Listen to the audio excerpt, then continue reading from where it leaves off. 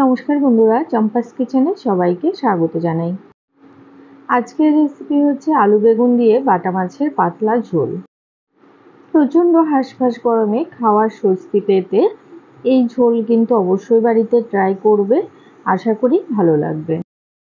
আর যেহেতু খুব সামান্য তেল মশলা ইউজ করে এই রান্নাটা করা হয়, তাই অনেক বেশি স্বাস্থ্যকরও বটে।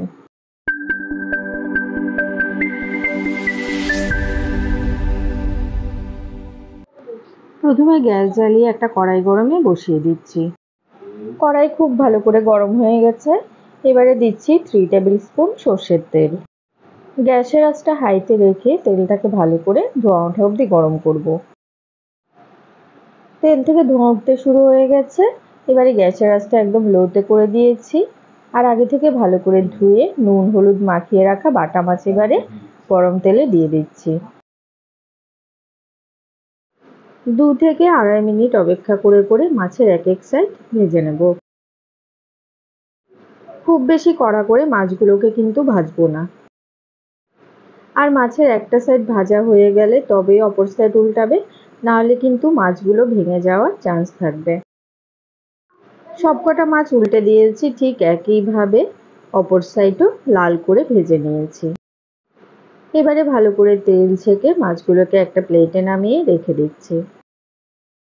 মাছ ভাজার ওই তেলে এবারে দিচ্ছি একটা তেজপাতা আর 1/4 টিস্পুন কালো জিরে। 4-5 সেকেন্ড কালো জিরেকে ভাজার পরে দিয়ে দিচ্ছি লম্বা লম্বা করে কেটে রাখা আলু।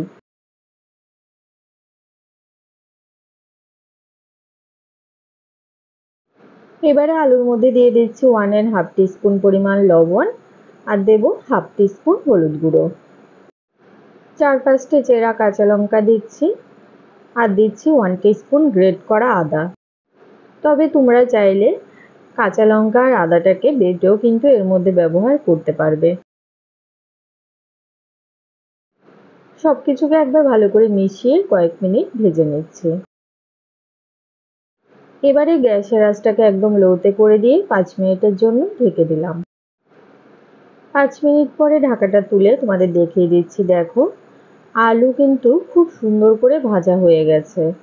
এবারে দেব একটা মাঝারি সাইজের বেগুন।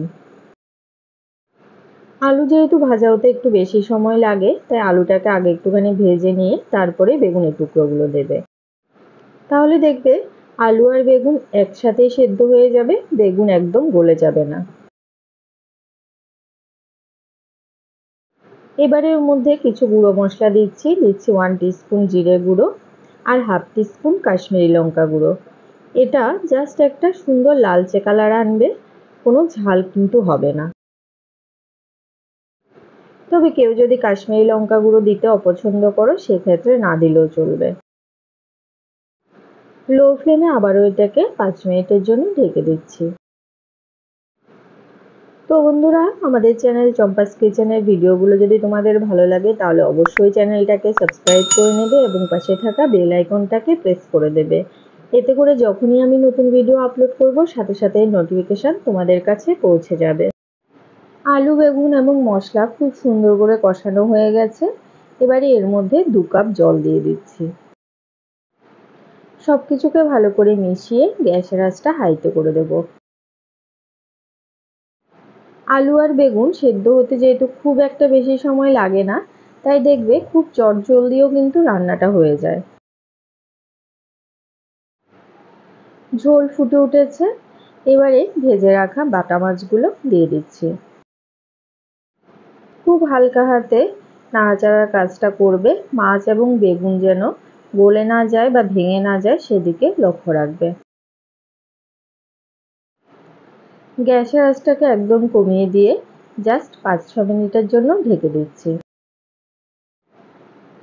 আমাদের আলু বেগুন দিয়ে বাটা মাছের পাতলা ঝোল কিন্তু পরিবেশন করার জন্য একদম রেডি। আলু আর বেগুনও খুব সুন্দর করে সেদ্ধ হয়ে গেছে। আর দেখো, ঝোলের উপরেও তেল ভেসে উঠেছে। এই সময় গ্যাসের আঁচটা অফ করে দিলাম। রেসিপিটা কেমন লাগলো অবশ্যই কমেন্ট করে জানাবে। ভালো লাগলে লাইক করবে আর তোমার বন্ধুদের সাথে ভিডিওটাকে শেয়ার করতে কিন্তু একদম ভুলবে না। এতক্ষণ আমার পাশে থেকে ভিডিওটা দেখার জন্য অনেক অনেক ধন্যবাদ। ভালো থাকবে, সুস্থ থাকবে। পরের ভিডিওতে আবার দেখা হবে। বাই।